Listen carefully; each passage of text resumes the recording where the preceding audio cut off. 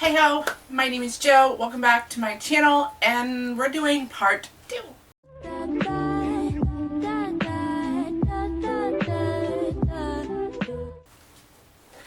Hello there, my name is Joe, and I am Fight and Read Like a Girl. We're on my channel. We do everything bookish and polycystic ovarian syndrome related.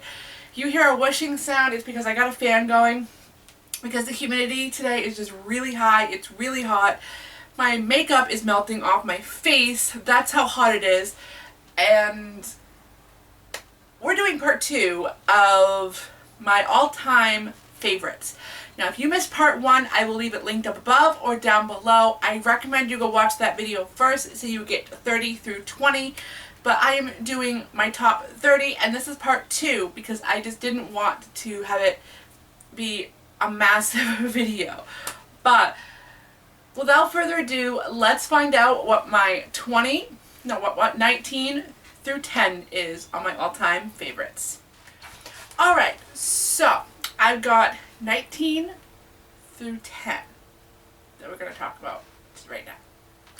So, without further ado, let's go ahead and dive in because I have a lot to say about these ones.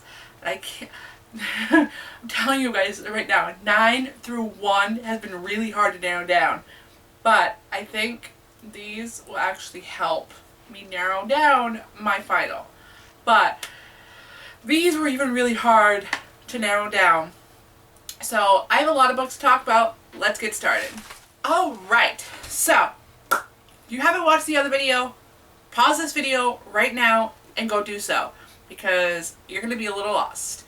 But anyway, so coming in at number 19 on my all-time favorites list is The Demon King by Cynthia Williams Chima. I know it's not the whole entire series. I personally loved The Demon King. I read this a couple years ago actually, and it made it to my all-time favorites list because I just love the world that's built in here, and I love how the two came together, and I love the characters. I love Raja especially. She was my favorite character. Han was... I kind of found him to become across as a jerk, but I kind of really learned to love him. They're very lovable characters, and it's very well written. That's why it's made my top list, and I just can't wait to reread this series. But if you're not familiar with this series, you follow two different characters. You follow Han and Raja. Raja is in line to become heir of her own throne, while Han is trying to figure out his past, like where he comes from. And these two worlds collide, and you have your story. So I would highly recommend this to anybody who just wants a good read. And the series is long, but it's a fantastic read.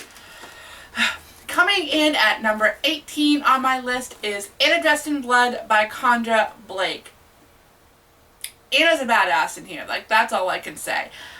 So this is in my favorites list because I just really loved the character Anna, and that's what really made the story for me. Was Anna was just a badass. She was a murderer ghost who would murder anybody who stepped foot into her home.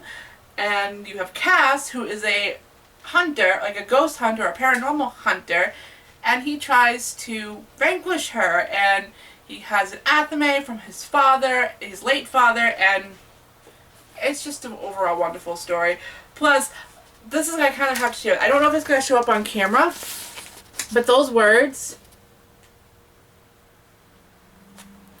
like I said, I don't know if you guys can see it, but the words are not like your normal black text. They're red. So that's what makes this story really cool overall. You really get like sucked into the story because you're reading basically what I look as blood. So it makes it interesting. Number 17 on my list is Dark Places by Gillian Flynn. Now, number 17 and number 16 are both by Gillian Flynn. These two are really hard to determine which spot they would take, so they're kind of like in the same spot, but they're not at the same time. So we have number 17 and number 16. So number 17 is about a woman who is trying to go down her dark places of her mind of what happened, I think, what was it?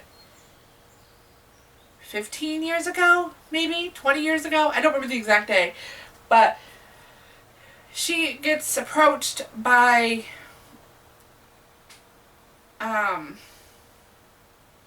secret society who is trying to uncover what really happened. It was 25 years ago, actually, now I remember. It was 25 years ago, and the secret society is trying to uncover what really happened when her brother murdered her entire family.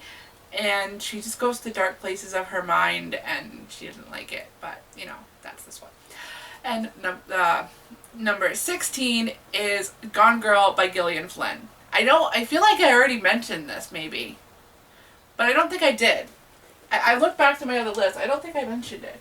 But for some reason, I remember talking about it. Maybe that was a different video, because it's not on this list. So, Gone Girl by Gillian Flynn. The mastermind behind Amy on this one, absolutely mind-blowing. I could not put this down. I wanted to know what happened next, and I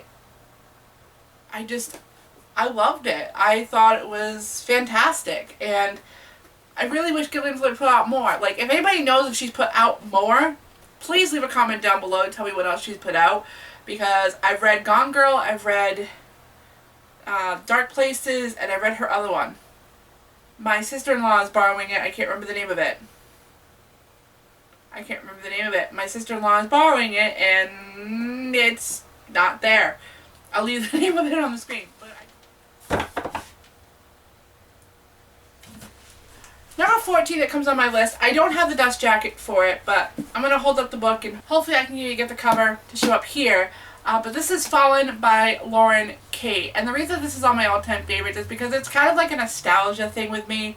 I recently read this a couple of years ago, reread it a couple of years ago, and I was really sucked into the story.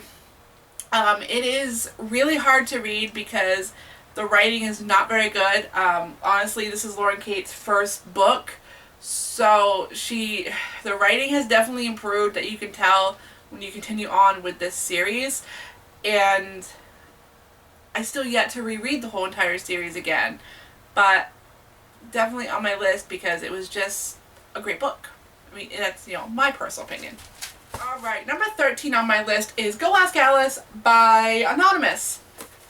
So this is actually one of my all-time favorites because I remember reading it in school, and I remember narrowing it down, like, you know, basically picking it apart. And that's where I feel like I really got my love for reading, was picking apart a book.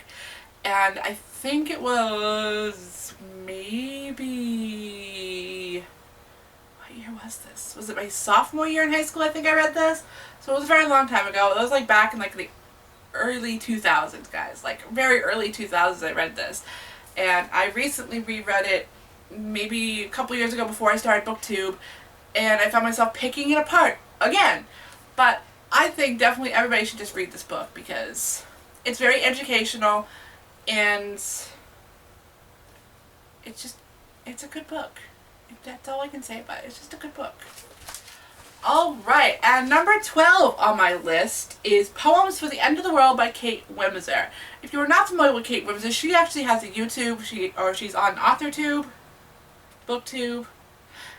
She also is, you know, a big author, and, well, she's getting there. So this is a... got a hair that won't leave me alone.